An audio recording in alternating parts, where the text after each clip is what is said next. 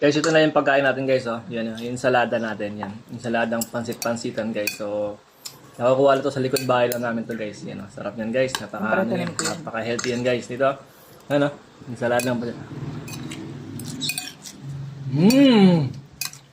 Ay, lasa. Lasang damo. Lasang damo guys.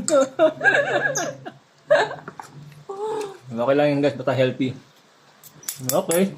Hey guys, lunch time na naman ngayon. Lunch time. So ito yung ulam natin ngayon guys. Napakasarap guys. Ensaladang pansit-pansitan guys. So yung research nyo lang. Napaka-healthy niyan guys. Samahan natin na yung saging. Yan, saging. Siyempre hindi mawawala yung kanin guys. Sa Pilipinas tayo guys. Sa wataw na kanin. Yan guys. Tapos may ka-partner yan siyempre. Hindi naman gulay-gulay lang guys. Mayroon tayong kutsara tinidor.